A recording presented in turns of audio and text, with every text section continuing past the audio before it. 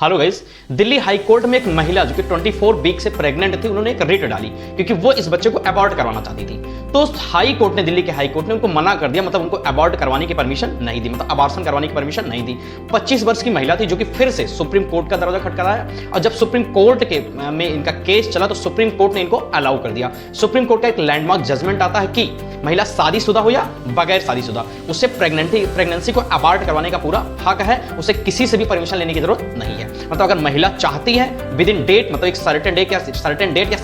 अंदर या certain week के अंदर अगर चाहती है तो उसका अपने बच्चे का अबॉर्शन करवा सकती है।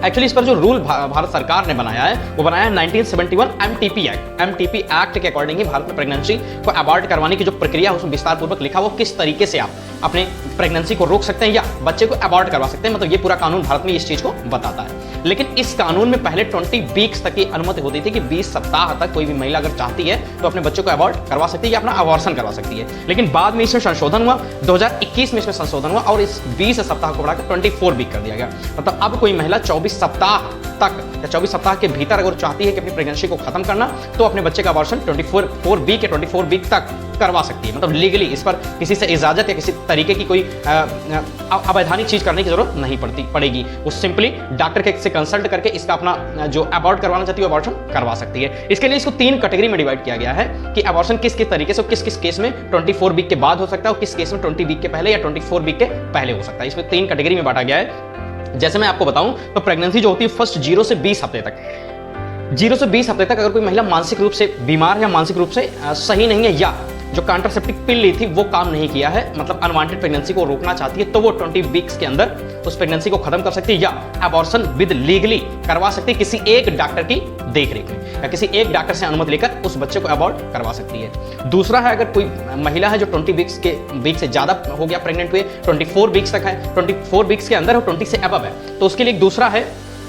अगर उस माँ और बच्चे को मानसिक रूप से खतरा हो या शारीरिक रूप से खतरा हो या स्वास्थ्य उनका दिन प्रतिदिन खराब होता जा रहा हो, तो इस केस में 2 डॉक्टर की हेल्प लेकर, मतलब 2 डॉक्टर से आपको विद इन परमिशन लेना पड़ेगा, उसके बाद अपने बच्चे को आप अबॉर्ट करवा सकते हैं। एक तीसरा केस है अगर 24 वीक से ज्यादा हो जाता है तो वो किस टाइप की महिला या किस टाइप की गर्ल उस केस में भी आप अबॉर्शन करवा सकते हैं, वो मैं बता देता हूं। अगर कोई महिला 24 से ज्यादा या 24 वीक से ज्यादा प्रेग्नेंट रह चुकी है तो हालांकि ऐसा जो केस आता है वो जनरली ऐसा होता है अगर कोई महिला यौन उत्पीड़न या रेप का शिकार हुई हो या उस वजह से प्रेग्नेंट हुई हो तो उसे 24 वीक के बाद भी वो अपना अबॉर्शन करवा सकती है। अगर गर्भवती माइनर हो, मतलब उसकी डेट मतलब अडल्ट ना हुई हो, तो भी उस केस में वो अपने बच्चे का अबॉर्शन करवा सकती है। साथ ही साथ अगर महिला विकलांग हो और कहीं ना कहीं उससे उसके शरीर पर या कोई ऐसा दुष्प्रभाव देखा जाएगा तो डेफिनेटली वो 24 वीक्स के बाद भी अपना अबॉर्शन करवा सकती है। साथ ही साथ अगर गर्भ में पल रहे बच्चे को कोई बड़ी शारीरिक समस्या हो कि अगर वो जनरली पैदा होने के बाद भी कहीं ना कहीं फाइनेंशियली या इस तरीके से वो स्टेबल नहीं कर पाएगी या उस तरीके से बच्चा नहीं पल रहा है तो डेफिनेटली उसको भी वो अबॉर्ट करवा सकते हैं, जो कि मानसिक या शारीरिक रूप से कोई बीमारी हो या कोई ऐसी विकृत समस्या हो।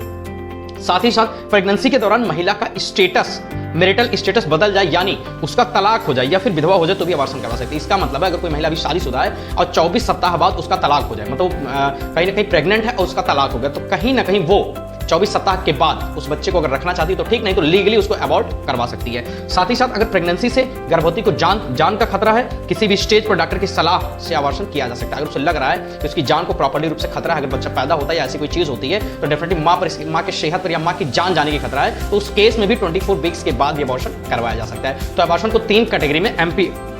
जो हमारा एक्ट है एमटीपी, उस एक्ट के अकॉर्डिंग डिवाइड किया गया है। 0 से 20 वीक्स, 20 to 24 वीक्स और 24 अब, मतलब वो महिला जो कि 24 वीक से ज्यादा प्रेग्नेंट रह चुकी है। तो एक बात और यहाँ से निकल गई कि महिला चाहे शादीशुदा हो या शादीशुदा ना हो, इससे कोई भी फर्क नहीं पड़ता, उसे किसी से इजाजत लेने की जरूरत नहीं, बस वो डॉक्टर से कंसल्ट करके अगर चाहती है तो वो अपने बच्चे को अबॉर्ट करवा सकती है। ये भारत में जो रूल अभी प्रेजेंट टाइम में चल रहा है, एक सुप्रीम कोर्ट का जजमेंट है जिसके तो मुझे लगा कि ये जानकारी आप तक पहुंचानी चाहिए। बहुत सारी लोगों को इसके बारे में प्रॉपर नॉलेज नहीं है, कहीं ना कहीं इस चक्कर में वो फंस जाते हैं, तो उनको अलग तरीके से ये अपनाना पड़ता है, कहीं ना कहीं इलीगली उनको ये काम करना पड़ता है या कोई ऐसी चीज लेते हैं जिससे कहीं ना कहीं उस लड़की को उस दवा के माध्यम से बहुत ज्यादा प्रभाव उसके शरीर पर पड़ता है। तो ऐसी कोई चीज ना होने पाए इसलिए भारत सरकार या सुप्रीम कोर्ट ने इसके बारे में सोचा और फाइनली एक लैंडमार्क जजमेंट दिया। तो आपको अब परेशान होने की जरूरत नहीं। अगर ऐसी कोई घटना या ऐसी कोई चीज होती है तो डेफिनेटली आप विद इन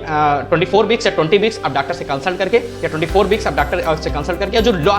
या रूल या रेगुलेशन के अकॉर्डिंग आप अपने बच्चे का अबॉर्शन करवा सकते हैं। इसमें कोई भी आपको रोक नहीं सकते, पूरे तरीके से आप इंडिपेंडेंट है इस चीज को करने के लिए। तो आई होप ये न्यूज आपको समझ में आएगी और ऐसी ही वीडियो को देखने के लिए चैनल को सब्सक्राइब कीजिए, डेफिनेटली आपको जो बेल आइकन को प्रेस कीजिए ताकि आपको आने वाली वीडियो का नोटिफिकेशन समय से मिल सके। Thank you guys, this is Vishal Shrivastava signing of.